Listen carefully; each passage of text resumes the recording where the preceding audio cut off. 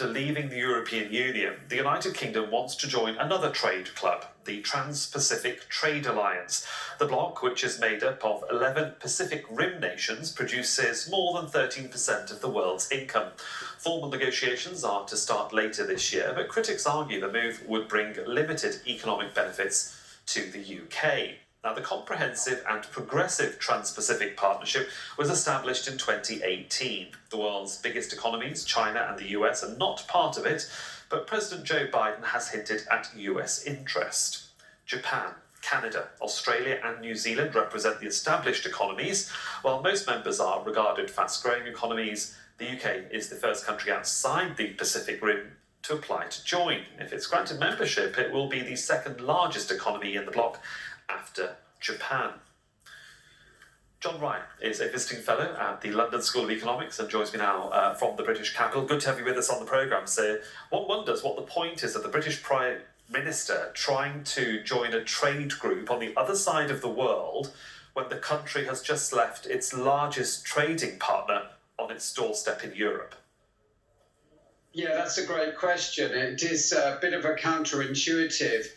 I would suppose that one of the benefits is, as you mentioned, is 13% of GDP in the world is within this partnership, but it is quite far away. Britain is not a Asian Pacific country. I think one of the main factors is that, as you mentioned in your introduction, that possibly the United States might join this group, but that won't happen for another year, 18 months, for them to consider that, because Joe Biden's already said he will deal with domestic issues. And there's no 100% chance that the United Kingdom would be accepted by this group. This group would have to look at the fact that Britain was a member of the EU for around 43 years, and had a lot of exemptions from membership, not being a part of the single currency and etc., and then stormed out of the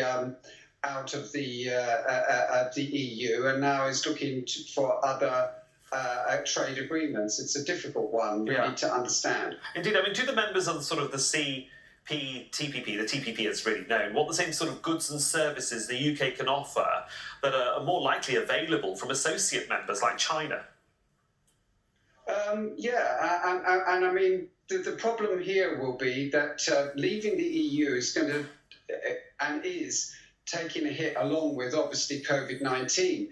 But trading now is going to be very difficult with some of the nearest partners, and some businesses will go out of business in actual fact. They're going to have a lot of unemployment, a lot of difficulties. And on financial services, where Britain is a strong player globally, it's going to be hobbled by the fact that it's not a member of the EU. It doesn't have passporting.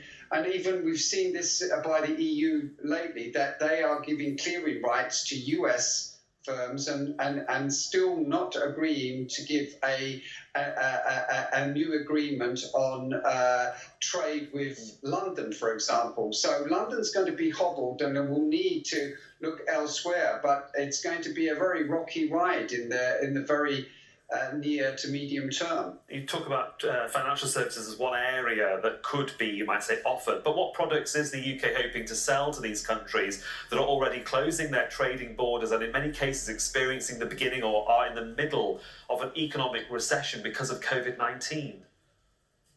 Well, exactly. It is a you know, the United Kingdom, for example, will be in a double dip recession. Like most countries are going to lose growth. I mean, China's an exception to this, but it's a much lower growth rate for China. You have lots of other difficulties in trying to deal with COVID. Europe and the Americas are the epicenter of infections and deaths.